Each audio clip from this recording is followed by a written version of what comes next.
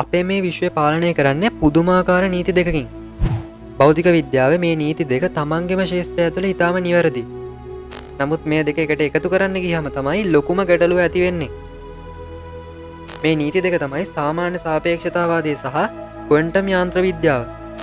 Albert අයින්ස්ටයින්ගේ සාමාන්‍ය සාපේක්ෂතාවාදය අපිට කියන්නේ ග්‍රහලෝක මන්දාකිණි වැනි විශාල දේවල් හැසිරෙන විදිය. අයින්ස්ටයින්ට අනුව ගුරුත්වාකර්ෂණය කියන්නේ බලයක් නෙවෙයි. ඒ අවකාශය සහ කාලය නැමැති තලය වක්‍රවීමක් විතරයි. හිරුවැනි විශාල වස්තුවක් මේ තලය පාතර නවනවා. ඒ නවන ලද කොටසේ තමයි පෘථිවිය කක්ෂගත වෙන්නේ.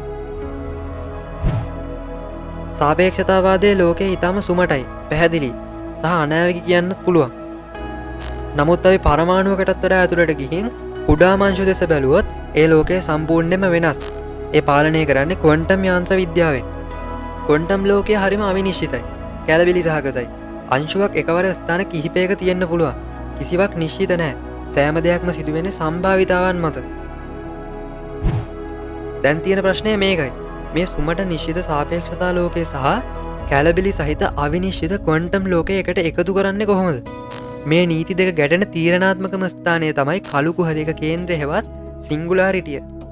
කළු කුහරයක කේන්ද්‍රයේදී පදාර්ථය අතිශයම කුඩා, එහෙම නැත්නම් ක්වොන්ටම් ලෝකය සහ අතිශයම ඝන, එහෙම නැත්නම් සාපේක්ෂතා ලෝකය එක තත්වයකට පත් කරනවා. මේ අවස්ථාව ගණනය කරන්න අපි නීති දෙකම එකට යොදා ගන්න ඕනේ. එතකොට ගණිතයෙන් අපට ලැබෙන්නේ අනන්තය, එහෙම නැත්නම් ඉන්ෆිනිටි කියන පිළිතුර.